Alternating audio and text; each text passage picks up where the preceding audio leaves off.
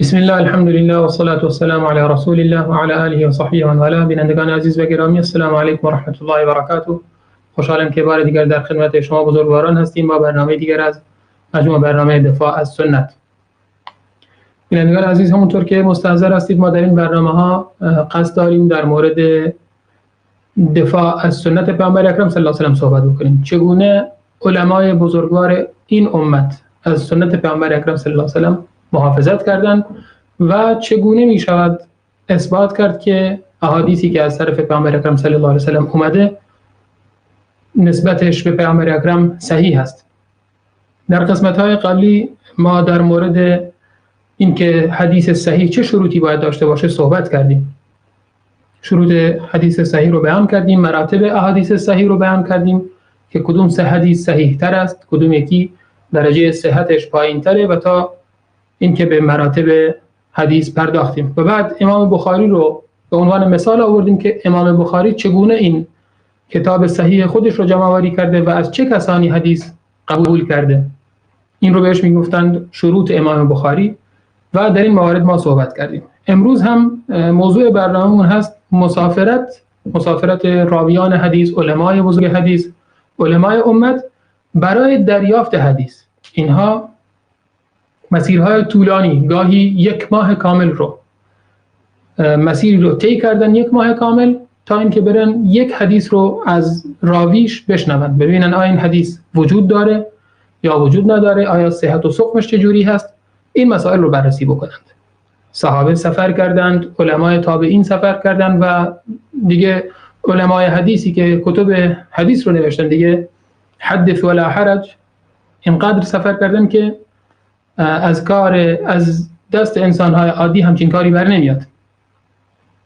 در خدمت جناب دکتر عبدالحمید عالی هستیم.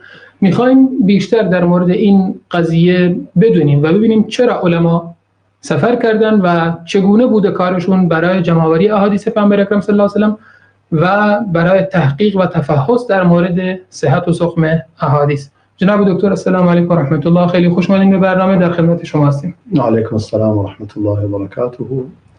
منم خدمت شما و تمام بینندگان عزیز و گرامی عرض سلام و ادب دارم و سوال بسیار بجایز در واقع. البته اینکه تنها محدثین و صحابه و تابعین و علمای حدیث برای طلب علم مسافرت کرده اند، بلکه انبیا از اولوالعزم، پیامبران اولوالعزم برای طلب علم مسافرت کردند. پس یعنی مسافرت کردن برای طلب علم از سنت انبیا است؟ بله، سنت انبیا، سنت صحابه و سنت امت اسلامی درست. و سنت اهل حدیث.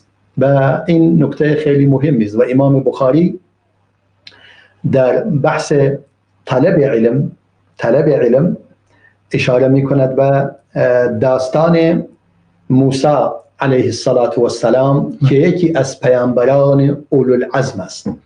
یعنی ما در میان ما پیامبران 124,000 پیامبر داریم. در میان این 124,000 پیامبر حدوداً 315 تاشون رسول هستند. در میان این رسولان 5 تایشون اولوالعزم هستند. که این 5 تا اولوالعزم چیز هستند: نوح و ابراهیم و موسی و عیسی و محمد علیهم السلام. پس موسی یکی از پیامبران اولوالعزم است. یعنی این 5 پیامبر بزرگترین پیامبران هستند در میان 124,000 پیامبر.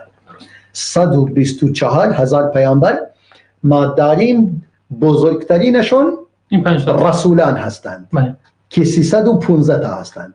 در میان رسولان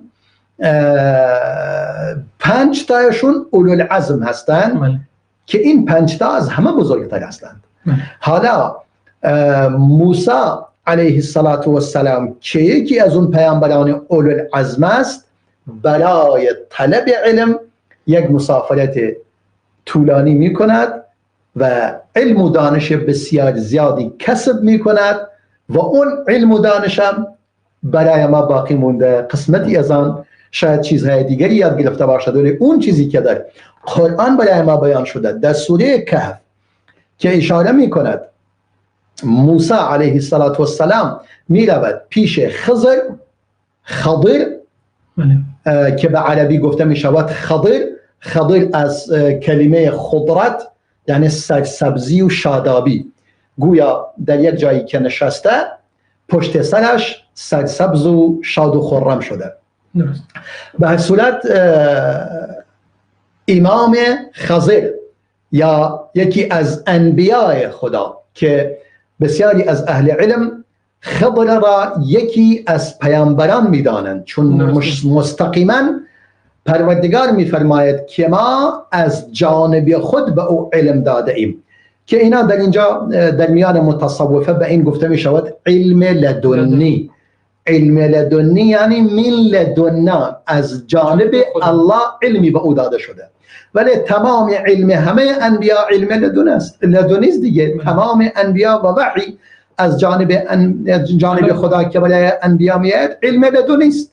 علم لدنی یعنی علمی است از جانب پروردگار.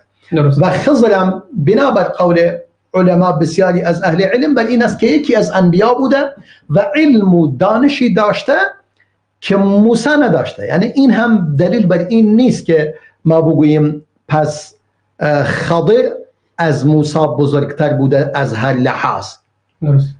در بعضی از موارد خدا علمی به او داده که به دیگر انبیا نداده و حتی موسی علیه السلام از آن یعنی اونو نمیدونسته. به همین خاطر یک روزی میگه اینم سببش این بود.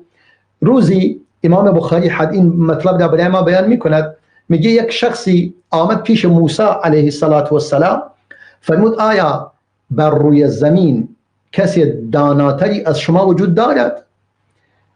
موسی که بالاخره مشخص بود از جانب خدا یکی از پیامبران اولوالعزم است و خودش کسی سراغ ندارد که از او عالم تر باشد. در صورت طبیعی جواب میده، میگه خیر کسی وجود ندارد از من عالم تر وجود ندارد. بعداً پروردگار میفرماید بله خضر، بله خضر کسی است که علم و دانش بیشتری از شما دارد، که در میان مردم به خضر زنده معروف است.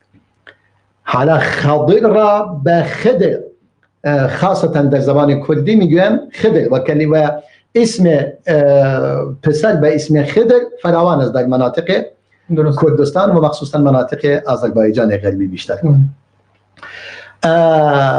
و اونا میگوین خضر زنده. در واقع خضر هیچ دلیلی نیست که الان در حال حیات باشد و فوت نکرده باشد. هیچ دلیلی در قرآن و سنت وجود ندارد، بلکه در قرآن و سنت دلیل هست که او زنده نیست.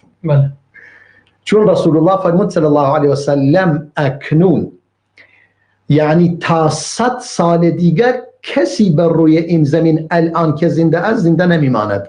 درست.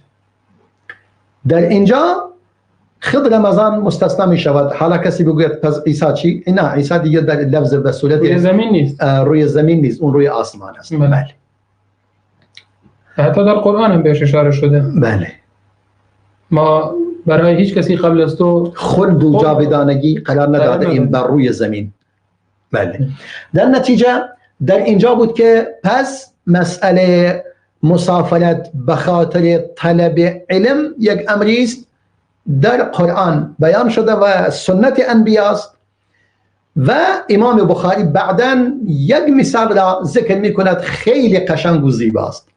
می فرماید ورحل جابر بن عبد الله مسيرة شهر إلى عبد الله بن أنيس في حديث واحد.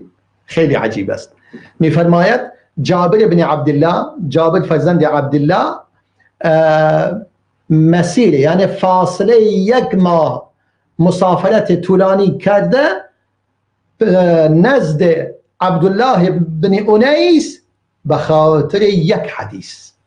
یعنی شنیده که عبدالله بن انیس یک حدیث نزدش هست، تصمیم گرفته پس باید کسی وجود ندارد از صحابه که مونده باشد، پس حرکت میکند از مدینه به سمت شام تا اون حدیث را از او بگیرد. میره اونجا و حدیث را از او میگیرد، یک ماه فاصله دارد تا به اونجا میرسد و حدیث را از او دریافت میکند. پس این سنت صحابه بوده. حتی اصحاب رسول الله صلی الله علیه و سلم به خاطر حدیث مسافرت میکردن تا حدیثی که نزد یک صحابی دیگه، چون بعد از فتوحات اسلامی، بعد از گسترش جامعه اسلامی و پراکنده شدن صحابه در روی زمین، نهایتا علم رسول الله صلی الله علیه و سلم نزد اصحاب پراکنده شد و نیازی بود که اصحاب حتی نزد همدیگر مسافرت کنن برای دریافت یک حدیث. اینم خیلی طبیعیه. تمام اصحاب تمام احادیث رو نشنیدن. بله، تمام اصحاب همه را نشنیدن. همه اصحاب همه را شنیدن. بله. یعنی همین که میگوید هیچ کسی نیست همه، یعنی همه چیز رو همگان دانند. بله. نه هر کس همه چیز را بداند. درسته. همه چیز رو همگان دانند. بله. و اینم هست نتیجتا تمام احادیث نزد یک نفر وجود ندارد. درست. مثلا شما بیایی آقا من کتاب امام بخاری میگیرم و تمام، کافی نیست. درست. تنها بگی مسلم میگیرم و تنها، کافی نیست. ابو داود، ترمذی، نسائی، ابن ماجه، مسند امام احمد، موطا امام مالک، بقیه مسانید، شما هر کدوم از اینا داشته باشید کافی نیست به تنها. درست. تمام حدیث نزد یک عالم حدیث نیست، نزد همه علمای حدیث است. اما دیگه از حدیثی از دست علمای حدیث خارج نشده، در نرفته. چون وقتی که پروردگار فرموده الیوم اکملت لکم دینکم و اتممت علیکم نعمتی و رضیت لکم الاسلام دینا، من دیگه دین برای شما کامل نمودم و نعمت خودم را بر شما تکمیل نمودم و راضی شدم که اسلام برنامه زندگی شما باشد. دیگه تکمیل دین با تکمیل احادیث است. اگر احادیث کاملا که شرح و تبیین قرآن است به دست مسلمانان نرسد، پس کامل قرآن نمیتونیم بفهمیم آنچنان که شاید و باید است. اینکه علمای حدیث میگویند، امام شافعی میفرماید، اصلا سوال میکنه، میگه آقا یک نفری که با امام شافعی میخواد مناظره کند در مورد این که اصلا امام شافعی میفرماید در الام، انشاءالله یک روزی این مناظره را کامل بیان میکنیم در الام که نقل شده امام شافعی، میگه یک نفر از اونا که مثلا میگفتن آقا این در میان اون افرادی که این نظر رو دارند که فقط قرآن کافی است و حدیث لازم نیست، میگه این کسی بود نزد آنان آگاه بود به اون چیزی که بر آن هست، یعنی یکی از علمای آنان بود. نزد امام شافعی میآید و میگه خدا فرموده بالاخره قرآن کافی است و اینا، ولی گفته قرآن کافی است، شکی در آن نیست.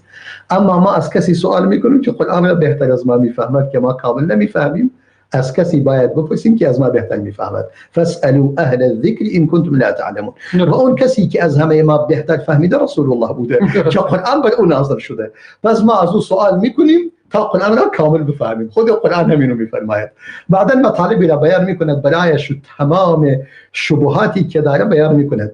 در آخر میگوید حقیقتا باید من تکبر را کنار بذارم، بدون تکبر و با نهایت تواضع باید قبول کنم حرفات کاملا متین و درست است و قطعا سنت پیامبر هم صلی الله علیه وسلم ضروری است، باید به آن را بگیریم و با آن عمل کنیم. این نکته خیلی قشنگ و زیباست. بله قرآن کافی است، اما قرآن فرموده سوال کنید از کسی که از او علمتر است، که رسول الله اعلمتر به قرآن است و ما از رسول الله میگیریم. تمام. قرآن فرموده، گفت بله همین میگه من خدا دستور به ما دستور داده که قرآن رسول الله را پیروی از او کنیم و حرف او را بپذیریم و اینا. گفت کجا؟ گفته یکی یکی آیات را برایش رتیب میکند. خیلی جالب میگه حکمت چیست؟ خدا فرموده گفته حکمت سنت رسول الله است. آیت برایش ذکر میکند، آخر نمیشه آیتی برایش ذکر میکنه یا واقعا دیگه جواب ندارم در اینجا. درست. بدون جواب باید قبول کنم حرفت درسته. میگه این آیتی که میفرماید به امهات المؤمنین که میفرماید تلاوت آن چیزی را پیروی کنید من الكتاب والحکمه، ما یتلا فی بیوتکن من الكتاب والحکمه، اون چیزی که در خانه هایتان تلاوت می شود از کتاب و حکمت آن را دنبال کنید. واذکرن ما یتلا فی بیوتکن من آیات الله والحکمه. واذکرن ما یتلا فی بیوتکن من آیات الله والحکمه. میگه در اینجا خدا فرموده شما یاد آور شوید به اون چیزی که در خانه های شما ای امهات المؤمنین تلاوت می شود از آیات قرآن، از آیات الله و حکمت. میگه آیات الله چی هست؟ گفت قرآن. گفت پس حکمت چی هست؟ گفت حکمت سنت رسول الله است. گفت سجوری مگر چی چیزی مگر سنت تلاوت می شود؟ امام شافعی میفرماید اون چیزی که رسول الله صلی الله علیه و سلم به آن نطق میکند و آن را تلفظ میکند و آن را بیان میکند در خانه خودش دو چیز است، یا قرآن را برای آنان بیان میکند یا کلام خودش. درست. اون چیزی که از کلام خود بیان میکند از دین اون حکمت است. دیگه در اینجا گفت واقعا جایی برای بحث نمیموند. این یکی خیلی قوی استدلال میکند امام شافعی. حالا انشاءالله ما میرسیم باید اون مناظره را از اولش تا آخر انشاءالله یه روزی بیان میکنیم. درست. یعنی دو بار امام شافعی در الام و در الرساله خودش به این مطلب اشاره میکند. یکی مناظره با اونایی که کلا قرآن میگن فقط باید قرآن کافی است و سنت لازم نداریم، یا اونایی که میگوین بله سنت آحاد دلیل نیست و ما پیروی از سنت آحاد نمی کنیم. برای هر دو تا جوابهای خیلی قانع کننده و قشنگی دارد. حالا منظور این بود که این حدیثی که بیان کردیم این سنت انبیاست در واقع که دنبال برای طلب علم باید مسافرت کنند. درست. و در سنت رسول الله هم که این بود که بیان کردم و مطالب بسیار زیاد بیشتری در این زمینه وجود دارد از اقوال اهل علم، از سلف این امت، از محدثین، از علما برای حدیث. و یک مطلب دیگری که پروردگار یعنی حتی امام بخاری هم به این آیه دیگر هم اشاره میکند. میفرماید پروردگار میفرماید اعوذ بالله من الشیطان الرجیم وما كان المؤمنون لینفروا کافه. میگه قرار نیست اهل ایمان همشون برای جهاد خارج شوند. پس چکار کنند؟ فلولا نفر من كل فرقة منهم طائفة لیتفقهوا فی الدین. چرا در میان هر جماعتی، هر گروهی، هر قبیله ای تعدادی بروند و بقیه نزد رسول الله بمانند. یعنی این در مورد جهادی است که رسول الله صلی الله علیه و سلم افرادی را به جهات مختلفی میفرستد که به آن گفته می شود سرایا یا سریه و خودش در مدینه میماند. حالا میگه قرار نیست دیگه همتون برید، باید تعدادی بروند اونجا به اندازه کافی و تعدادی دیگر هم نزد رسول الله بمانند طلب علم کنند. چکار کنند؟ لیتفقهوا فی الدین، تا تفقه بکنند در دین تفقه کنند، یعنی فهم دین را درست فهم کنند. آیاتی که نزد رسول الله صلی الله علیه و سلم، آیات دیگری که نازل می شود و تبیینات رسول الله که در اونجا بیان می شود. ولینذروا قومهم اذا رجعوا الیهم لعلهم یحذرون. و قوم خود را بترسانند، انذار دهند، هشدار دهند هنگامی که از جهاد برگشتند. چون مدت که اونا رفتن حتما آیاتی نازل شده و احکام جدیدی و سنت های از رسول الله بیان شده، باید اینا با اونا برسونند. این یک تفسیر. تفسیر دیگری که اهل علم میکنند و از رأس آنان استاد ناصر سبحانی رحمه الله که یکی از شهدای اهل سنت است و به دست این طاغوت ایران اعدام شد، تفسیر قشنگی از این آیه میکند. میگه نه، اونهایی که میروند به میدان جهاد در اونجا تفقه میکنند. و این تفسیر هم البته اهل تفسیر این را بیان کردن، میگوین این حتی امام شافعی در اینجا این تفسیر را به این گونه بیان میکند. میگه یعنی رسول الله میرود به جهاد و امام شافعی نمونه را ذکر میکند. میفرماید چی؟ میفرماید در هیچ غزوه‌ای وجود ندارد مگر این که تعدادی از صحابه شرکت نکردند. مثلا میگه غزوه بدر همه نبودن، اکثرا شرکت نکردن. بله، غزوه بدر که تعداد تنها 315 نفر شرکت کردند، بقیه شرکت نکردن. در بسیاری از غزوه ها که نگاه میکنید تعدادی موندن تو مدینه، باقی موندن. حالا چه اون نوعی باشد که رسول الله خودش نرفته، چه اون نوعی هم که رسول الله خودش هم شرکت کرده صلی الله علیه و سلم. حالا امام شافعی اینجوری میفرماید، اونای دیگر از جمهور مفسرین اینو گفتن که من گفتم که اونا نزد رسول الله میمونند و طلب علم میکنند، ولی نه اون یکی دیگر که امام بخاری هم این آیه را برای آن آورده و استاد ناصر سبحانی هم بر این تفسیر خیلی تأکید میکرد. این نکته بود که اونا رسول الله میرود به غزوه و اون تعداد قرار نیست همشون هم بروند، میگه به اندازه نیاز شرکت میکنن، به اندازه نیاز شرکت میکنن با رسول الله صلی الله علیه وسلم و اون افرادی که با رسول الله هستند در میدان جهاد اونجا هم طلب علم میکنند. درست، هم طلب علم میکنند و هم در جهاد شرکت میکنند. حتی شاید تعدادی باشند اونجا از رسول الله بیشتر سعی کنند استفاده کنند. لیتفقهوا فی الدین ولینذروا قومهم اذا رجعوا الیهم. حالا بیاین قوم خودشان را بیم دهند، وقتی که برگشتن اونایی که نرفتن اونا را یاد دهند. حالا زنا که نمیروند به کلی، زنا هستند، بچه ها هم هستند، اونایی که به سن بلوغ نرسیدند تا سن مثلا 14 سالگی از پسران هم که شرکت نکردند و کسانی هم موندن یا عذری داشتن یا هر چیزی، بالاخره نیاز دارن اونایی که به رفتن شرکت کردن و با رسول الله بودن طلب علم کردن. حالا اون علم را باید برای دیگران بیان کنند. اینم خیلی قشنگ و خیلی دقیق است. نکته زیبایی است در واقع. این هم دلیل دیگر از کتاب خدا برای طلب علم و برای دریافت علم. و یک دلیل دیگری باز امام ابو هریره با سند خود، یعنی امام مسلم با سند خود از امام ابو هریره روایت می کند یک حدیث طولانی و در ضمن این حدیث این قسمت وجود دارد. می فرماید من سلک طریقا یلتمس فیه علما سهل الله له به طریقا الى الجنه. هر کس راهی را در پیش بگیرد برای چی؟ به قصد طلب علم، یعنی دنبال کسب علم هست. یلتمس فیه علما سهل الله له به طریقا الى الجنه. پس پروردگار برای اون شخص راه بهشت را برایش هموار می کند. پس خیر فراوانی وجود دارد در طلب علم و دنبال حدیث. حالا این نکته‌ای که ما بیان کردیم که ضرورت دارد مخصوصا اهل حدیث طلب علم کنند. امام ابن صلاح شهرزوری اهل شهرزور کردستان عراق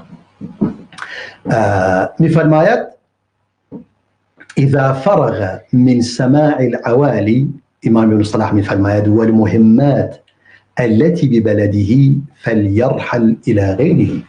میگه اگر کسی طلب حدیث میکند، اگر در شهر خود نزد علمایی که در شهر خودش هستند مطالب خودش را به نتیجه رسید، یعنی اون چیزی که لازم بود از اون دریافت کرد، نباید به اون بسنده کند، باید برود دنبال کسب علم نزد علمای دیگر تا از اونها بگیرد.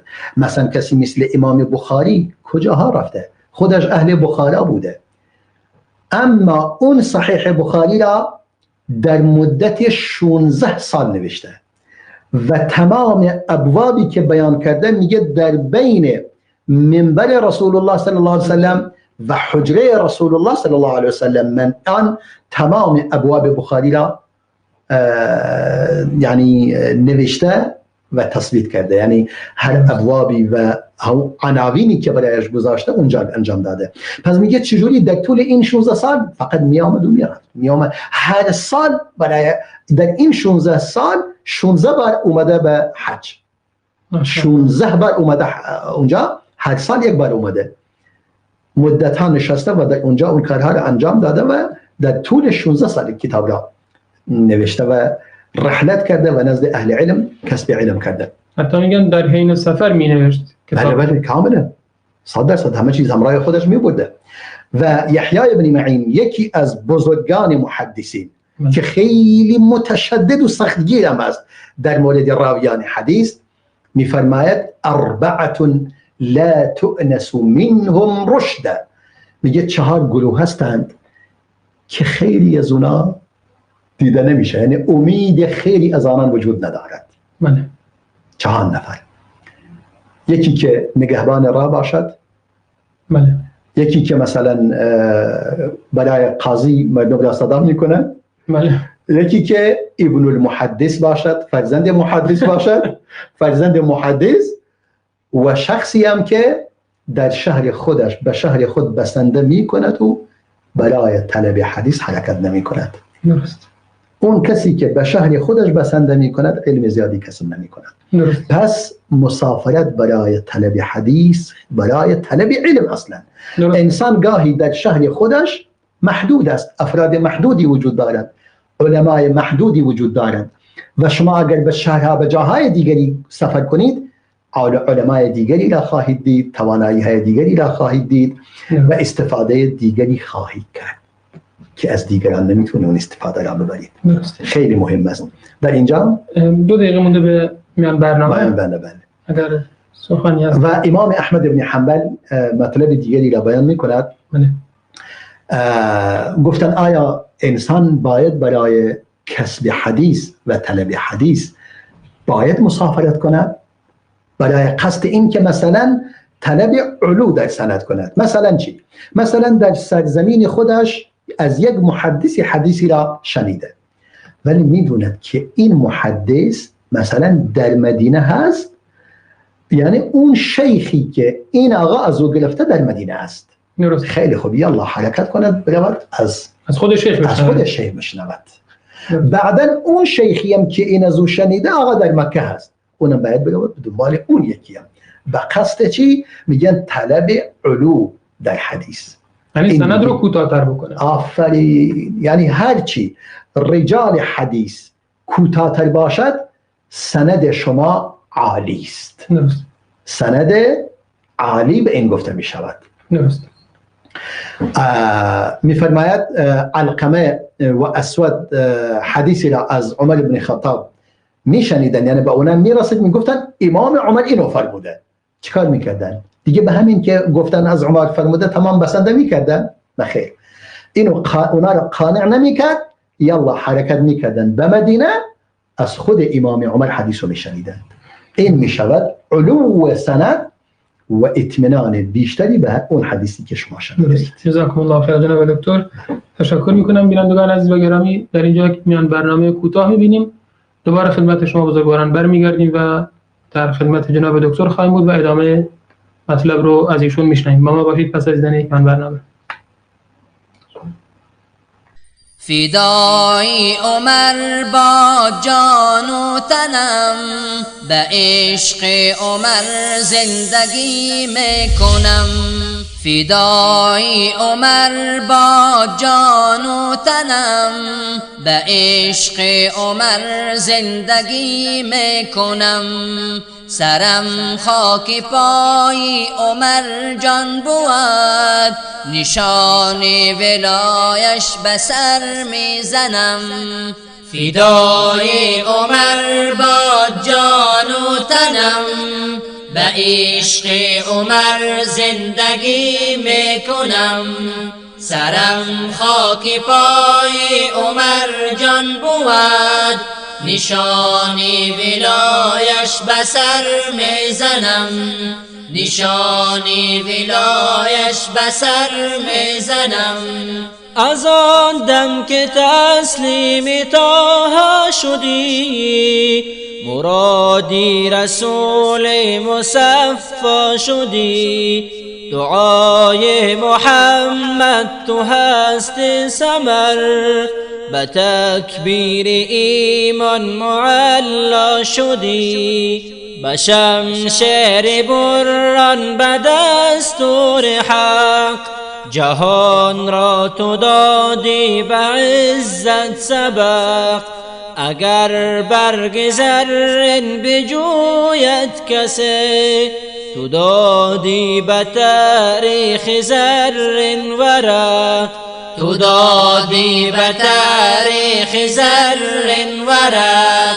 فدای عمر باد جان و تنم، به عشق عمر زندگی میکنم، سرم خاک پای عمر جان بود، نشانی ولایش بسر میزنم، نشانی ولایش بسر میزنم. ز فیض محمد توی بهرور، به دستور قرآن تو بستی کمر، که تخم فساد از زمین برکنی، کنی کفر و ظلمت تو زیر و زبر. مزین خلافت به نام عمر، دل مؤمنان شد مقام عمر، به ایران و روم و عراق و یمن، گرفته سراسر پیام عمر، گرفته سراسر پیام عمر. ز احسان تو هست و اسلام ما، ز نوری تو روشن شد ایام ما، هزاران درود و سلام و دعا، بر روح عمر شاه خوشنام ما. به پهلوی صدیق احمد تویی، به جنت رفیق محمد تویی، شهادت شعاری شب و روز تو، غریق کرم های عزت تویی، غریق کرم های عزت تویی. علی و عمر هر دو تا پهلوان، برابر برادر دو تا قهرمان، تو داماد شیر خدا مرتضا، توی هم رکاب با نبی مصطفی. ابو بکر صدیق و آن یار غار، ز بحر نبی هر زمان جان نثار، نمودی حیا هست و عثمان ما، فدای همه باد فداشان زیا، فدای همه باد فداشان زیا. فدای عمر باد جان و تنم، به عشق عمر زندگی میکنم، سرم خاک پای عمر جان بود، نشانی ولایش بسر میزنم، نشانی ولایش بسر میزنم، نشانی ولایش بسر میزنم، نشانی ولایش بسر میزنم.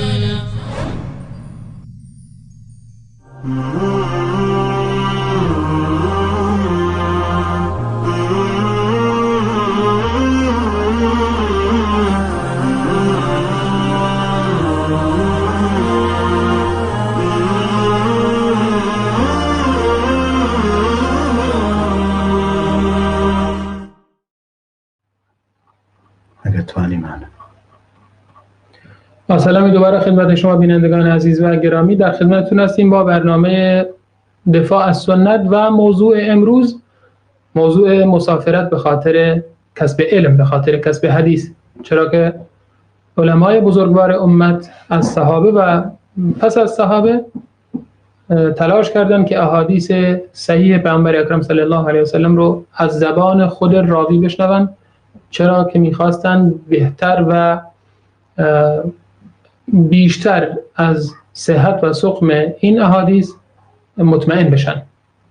جناب دکتر، شما مطالب زیادی از بزرگان نقل کردید که باید برن سفر بکنن، باید طلب حدیث بکنند و حتی مواردی رو هم ذکر کردید.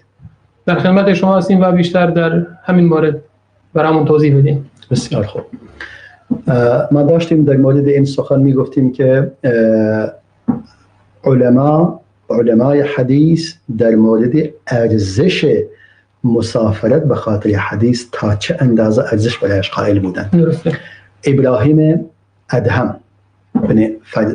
بن ادهم رضی الله عنه میفرماید پروردگار بلا و مصیبت را از این امت دفع می کند به وسیله مسافرت اهل حدیث. سبحان الله اکبر. این خیلی مهم است. یعنی علما اینقدر به این قضیه اهمیت دادند. حالا اون مطلبی که ما نگاه میکنیم که بسیاری، حتی گفتیم در عصر رسول خدا صلی الله علیه وسلم، بسیاری از قبائل می آمدن پیش رسول خدا صلی الله علیه وسلم از خود او تأکید بشن، مطمئن بشن که این حدیث آیا درسته؟ این چیزی که به ما گفتن این دین آیا درست بوده؟ بله. میگه مثلا در حدیث صحیح داریم که یک نفری از عربی آمد پیش رسول خدا صلی الله علیه وسلم، گفت نفری از جانب شما، رسولی پیکی از جانب شما نزد ما آمده، گفته ما در شبانه روز باید 5 فرض نماز بخونیم، این درسته؟ گفت بله درست گفته. درست. گفت خیلی خوب. گفت این فکر میکنه میگه باید شما در سال 1 ماه روزه بگیرید، درست گفته؟ گفت بله درسته. اللهی قسمش میدهد با خدا، تو را خدا این حرفش درسته؟ اینو خدا گفته؟ بله. میگه بله این کاملا از جانب خداست. اون میگه آیا شما خودت از جانب خدا آمده ای اصلا؟ میگه بله. میگه الله، میگه تو را خدا به خاطر کسی که آسمان را آفریده، زمین را آفریده، کوها را استوار نموده، به خدا قسمت میدهم، به اون پروردگار قسمت میدهم، آیا تو رسول او هستی؟ میگه بله. با همون قسمی که خودی من رسول اون الله هستم.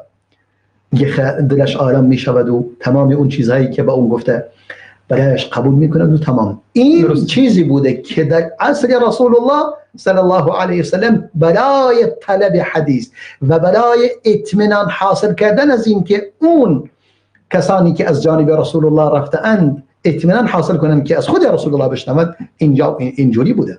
یا مثلا وفود، این که بهش میگن وفود یعنی افراد زیادی و قبایل مختلفی از اکناف و اطراف و اکناف مدینه منوره و اطراف می آمدند نزد رسول الله صلی الله علیه وسلم و از او تأکید می کردند. و بعدا رسول الله به آنان می فرمود این خبر را به اون کسانی که پشت سر ما شما هستند برسونید. حالا من اون مطلب را این حدیث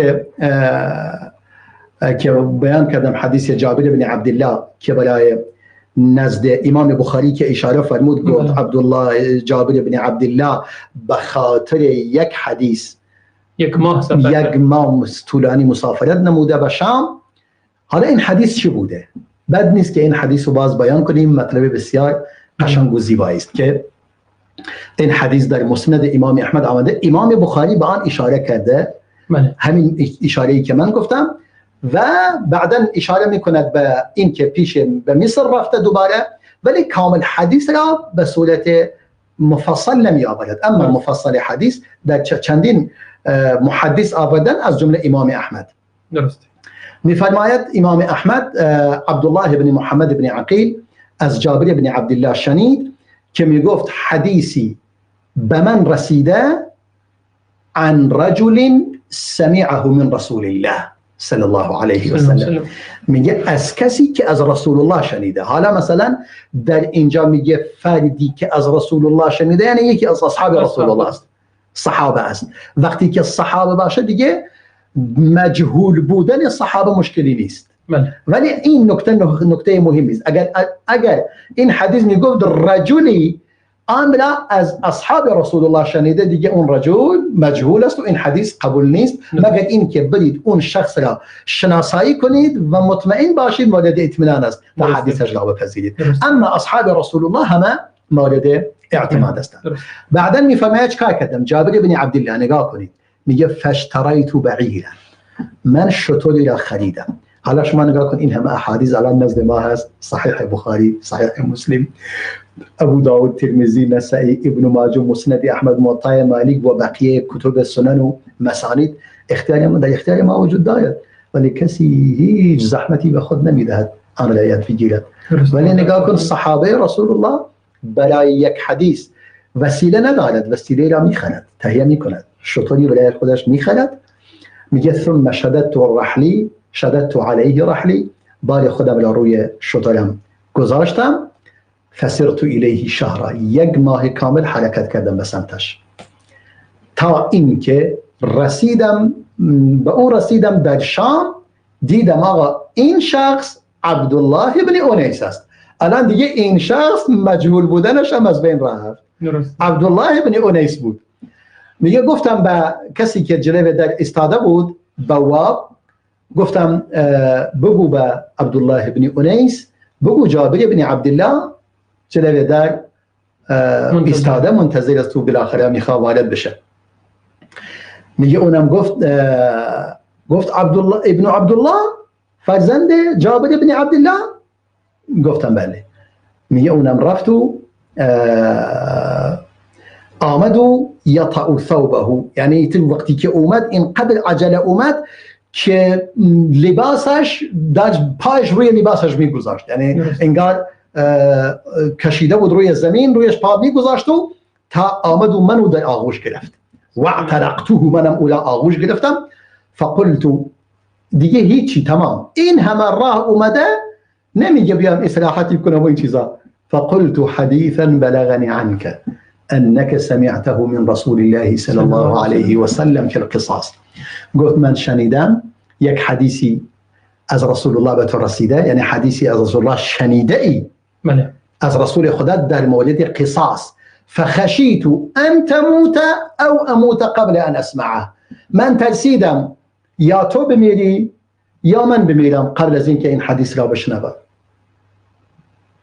قال سمعت، اونم دیگه سریع برایش بیان میکنند، قال سمعت رسول الله صلى الله عليه وسلم يقول يحشر الناس يوم القيامة عراة غرلا بهما. قال قلنا وما بهما؟ قال ليس معهم شيء. فرمود بله، من حدیثی را از رسول الله شنیدم صلی الله علیه و سلم که میفرماید مردم در روز قیامت حشر میشوند، محشور میشوند در حال به حالت لخت و عریان، حتی اون مردان بدون اینکه ختنه شده باشند، یعنی که در زبان کردی ما میگیم سنت شده باشند، یعنی اون سنت ختنه انجام داده شده باشه برایشون، یعنی به همون حالت اولی اون انسان محشور میشود، یعنی تمام اگر قسمتی از بدنش از دست داده یا بریده شده یا قطع شده همش برمیگردد، همش کاملا زنده میشود و بهمن، یعنی با دست خالی میره اونجا، بدون ثروت و سامان، بدون ثروت، بدون هیچ چیزی، هیچی همراهش نیست، نه پولی نه هیچی، دست خالی. قال قلنا وما بهم؟ گفتم بهم یعنی چی؟ گفت بهم یعنی هیچی همراهشون نیست، بدون هیچی دست خالی می آیند. ثم يناديهم بصوت يسمعه من بعد كما يسمعه من قرب. میگه بعدن پروردگار آنان را صدا میزند. دقت کنید از این مورد، پروردگار آنان را صدا میکند به گونه ای که اون کسی که دور است صدایشو میشنود همچنان که نزدیک میشنود. یعنی این صدای ماست، مخلوق است که برای نزدیک واضحتر است و برای دور نمیشنود. اما صدای پروردگار اینجوری نیست دیگه. چجوری صدای پروردگار؟ ما نمیدونیم. لیس کمثله شیء. الله هیچی مثل اون نیست. در نتیجه صدای الله ما نمیدونیم چگونه است، ولی میدونیم صدا دارد. تو این حدیث میفرماید و پروردگار فرموده و کلم الله موسی تکلیما. پروردگار با موسی سخن گفته، پس سخن دارای صدا و صوت. فرمود پروردگار آنان را صدا میزند به گونه ای که دور و نزدیک آن را مثل هم میشنوند. درست. میفرماید انا الملک انا الدیان. من ملک هستم، من دیان هستم. دیان کدومه؟ مالک یوم الدین. مالک یوم الدین یعنی اون کسی که مالک روز جزاست، یعنی اون کسی که جزا و پاداش میدهد من هستم، دیان. بعدا فرمود ولا ينبغي لأحد من أهل النار أن يدخل النار وله عند أحد من أهل الجنة حقا. فرمود هیچ کسی از اهل آتش حق ندارد وارد آتش شود در حالی که حقی داشته باشد برگردن کسی از اهل بهشت. یعنی تا اون حق را از اون نگیرد وارد آتش نمی شود. یعنی تا اهل آتش حق خود را نگیرد وارد آتش نمی شود. حتی اقصه منه. باید من بعدا فرمود و همچنین حتی اقصه منه، یعنی من تا اون حق را از اهل بهشت نگیرم و تحویل او دهم او وارد آتش نمی شود. یعنی کسی حقش خورده نمی شود. و برعکسشم و هیچ کسی که اهل بهشت باشد وارد بهشت نمی شود در حالی که حقی داشته باشد بر کسی که اهل آتش است تا اون حق را از او گرفته بشود. حتی لطمتو، حتی سیلی. یک سیلی، کسی مثلا یک سیلی به کسی زده باشد فرقی نمی کند، به ظلم اینجا می رساند. یعنی کسی که سیلی زده باشد از اهل بهشت به یک کسی که از اهل آتش است حق را از او میگیره برای او. درست. پروردگار و ما ربک بظلام للعبید. پروردگار تو به هیچ بنده ای ظلم نمی کند.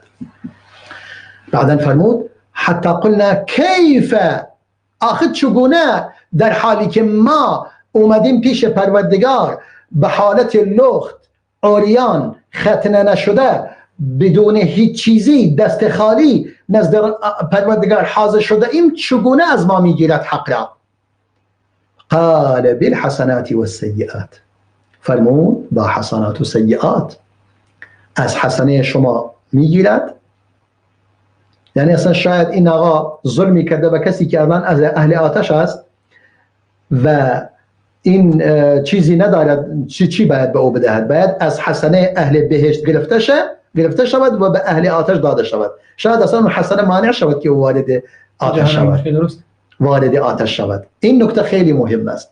بالحسنات والسیئات. یا شاید عذابش در جهنم کمتر بشه. بله دیگه، شکی در آن نیست. وقتی که کاری نیکی حقی داشته باشد برگردن او چیز خوبی، چون اون دیگه نداره اون چیزو برگردونه، باید از حسنات او بگیرد. درست.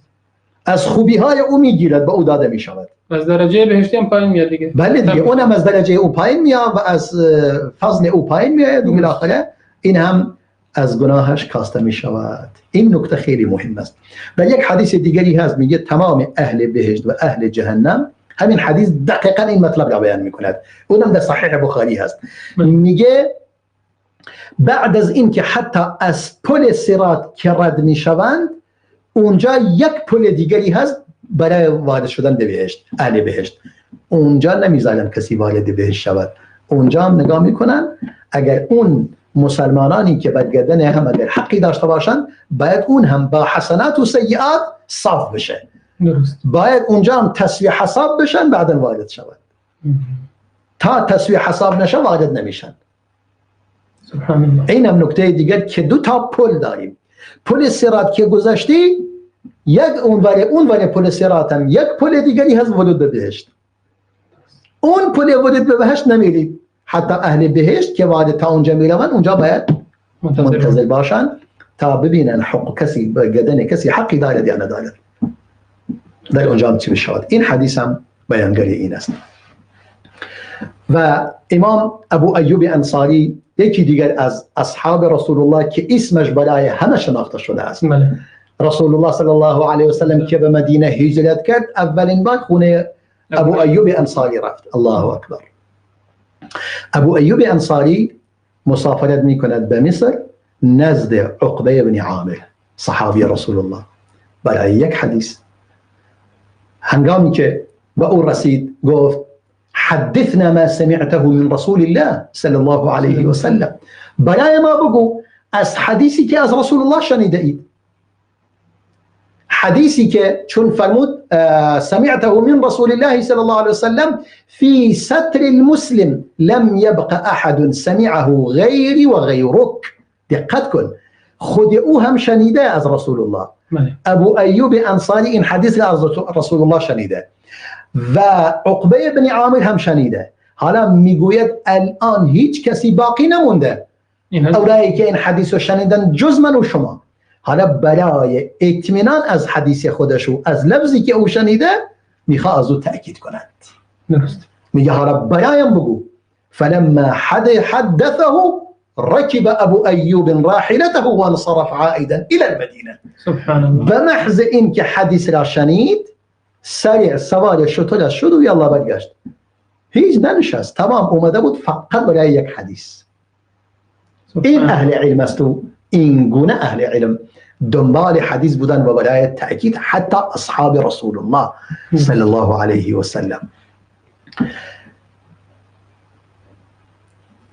و همینچنین در میان تابعین این مسئله ادامه داشته. همچنان که صحابه رحلت کردن، انبیا سفر کردن و اصحاب رسول الله سفر کردن علیهم الصلاة والسلام، تابعین هم به همچنین سفر کردن، مخصوصا بعد از اینکه اصحاب رسول الله پراکنده شدن در شهرهای مختلف و مناطق مختلف، نهایتا این کارو انجام داد. درسته جناب دکتر، سوالی شده ربط داره به موضوع و اگر میدونید وقت هست میتونیم این سوال رو بپرسیم. مشکلی نیست، بپرسید.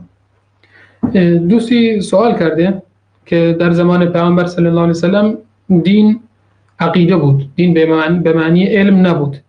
این سوال این بیننده هست و شخص آن حضرت خودش هم بی سواد بود. پس کدام علم از کدام عالم باید آموخته میشد؟ علم حضرت محمد که خودش بی سواد بود میگه باید این علم رو یاد میگرفتیم؟ یعنی سوالی که بیننده میپرسه من اینجوری میفهمم که منظورش از علم همون خوندن و نوشتن هست و نمیدونم علوم دنیوی هست. شاید بله. ما باید چه علمی رو یاد میگرفتیم از پیامبر؟ علم قرآن و سنت. رسول الله صلی الله علیه و سلم اون چیزی که نزد او بود قرآن بود و سنت خود. یک سوال دیگر، این سوال خودمه، آیا علم دین مهمتر و بزرگتر و با فضیلت‌تر یا علم دنیا مثل ریاضی و فیزیک؟ نه دیگه، علم دین ما امام شافعی میفرماید كل العلوم سوى القرآن مشغلة إلا الحديث وعلم الفقه في الدين. میگه تمام علوم مشغله است. البته اون علومی که او بیان میکند منظور علم مثلا فلسفه و علم عقلی و علم کلام و این علومی که در خدمت قرآن و دین نباشد.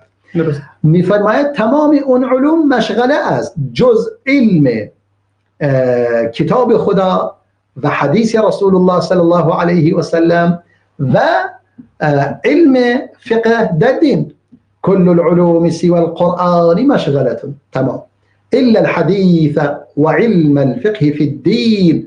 العلم ما كان فيه قال حدثنا وما سوى ذلك وسواس الشياطين. علم این است که در آن گفته شود قال الله. علم این است که در آن گفته شود حدثنا فلان عن فلان، یعنی علم حدیث.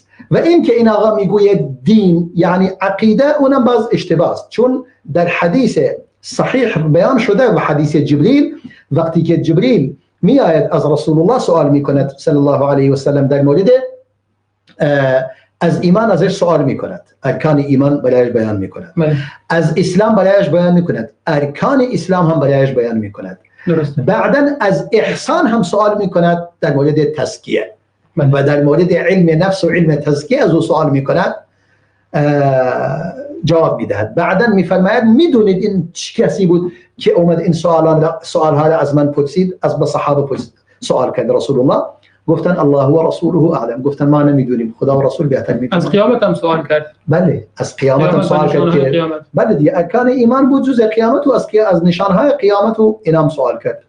خیلی خوب، قیامت کی فلان میرسد؟ گفت من از شما بهتر نمیدونم. شما چقدر میدونید؟ من همه اندازه میدونم. بعدن فرمود میدونید این چه کسی بود؟ گفتن نه. گفت این کسی بود اتاکم لیعلمکم امر دینکم. این جبریل بود، این کسی بود، جبریل بود آمد دین شما را به شما یاد بدهد. پس دین هم شامل ایمان می شود، هم شامل اسلام می شود که عبادات و اعمال و احکام است، و هم شامل احسان و تزکیه می شود، درسته، و هم مسائل مربوط به آخرت. پس در نتیجه دین معانی بیشتری داره در قرآن. مالک یوم الدین که الان من اشاره کردم به معنی جزا و پاداش است، یعنی مالک روز جزا و پاداش. دین در قرآن الا لله الدین الخالص، دین یعنی فرمانبرداری خالصانه برای خدا، یعنی اطاعت و فرمانبرداری. دین در قرآن به معنی دیگری اومده ان الدین عند الله الاسلام. دین یعنی روش زندگی نزد الله اسلام است. یعنی اگر انسان میخواد روش درستی داشته باشد برای زندگی کردن، راه و روش و منهجی داشته باشد، اسلام بهترین راه و روش است. ان الدین عند الله الاسلام، یعنی نه بهترین، یعنی تنها اون درست است، غیر از اون درست نیست. غیر از اون چیز دیگری. و من یبتغی غیر الاسلام دینا فلن یقبل منه. هر کس غیر از اسلام دین دیگری را قبول کند از او پذیرفته نمی شود. یعنی یک حقیقت وجود داره، نه اینکه یکی خوبه یکی بهتره. بله. پس یک دقیقه فرصت داریم. بله یک دقیقه فرصت داریم. امام، حالا من گفتم از تابعین هم نقل کنم، حالا نرسیدم. امام سعید بن مسیب سید تابعین و بزرگ تابعین میفرماید من برای طلب حدیث، یک حدیث چندین شب و روز حرکت میکردم. درست.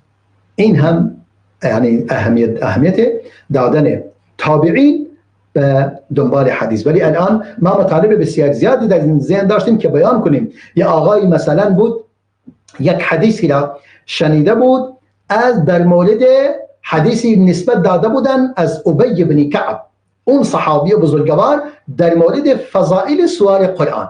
وقتی که دنبال میگردن میگه این حدیث رو میه پیش اون شیخ، میگه این حدیث رو از کجا شنیدی؟ از یک ثقه میشنود، میگه اون ثقه میگه من از فلانی شنیدم، فلانی هم زنده است، او مثلا در مصر هست، میره دنبالش تو مصر، میگه شما از کی شنیدی؟ میگه من از فلانی شنیدم در در ایران، یعنی یک جایی در ایران. به او میگه من در اونجا از او شنیدم. میگه در عبادان شنیدم، از یک شخصی که در عبادان است. میره عبادان، اونجا ازش سوال میکند، میگه از کی شنیدی این؟ میگه من از یک شیخی شنیدم، اینجا توی خونه ای هستن. من اونجا که رفتم، میگه اونجا دیدم مجموعه از متصوفه و صوفی هستن. ازش سوال کردم، گفتم این حدیث رو از کجا آوردی شما؟ گفت والله این حدیث از کسی نشنیدم، من خودم دیدم مردم از قرآن خیلی توجه به قرآن نمیکنن، اومدیم این احادیث را به نیت خیر نوشتیم. درست. این آقا یکی اینا را دنبال کرد تا پیدا کرد این اشیاء از جایی اومده بی اساس و بی سند. درست. مجموعه از متصوفه این بود که در اون حدیث که امام مسلم بیان کردیم که گفت کسی ندیدم از اهل دین یعنی دروغگوتر باشد از زهاد دروغگوتر باشد. این زهاد این کارو کردن متاسفانه. همون موقع من اشاره کردم به اون حدیث در موقع زهاد، یکی از یعنی جاعلان اونایی که حدیث را جعل میکنند که کسانی بودند اهل زهد و صلاح و متصوفه بودند. ظاهرا وقت به پایان رسیده است و دیگه در اینجا من مطلب را تمام میکنم و همه شما را به خداوند بزرگ و ذوالجلال میسپارم. جزاکم الله خیرا. جناب دکتر ازتون تشکر میکنیم و واقعا مطالب بسیار زیبایی فرمودید. بینندگان عزیز و گرامی از شما هم تشکر میکنیم که تا این لحظه با ما بودید. شما بزرگواران رو تا برنامه دیگر و دیدار دیگر به الله متعال میسپارم. السلام علیکم و رحمت الله و برکاته.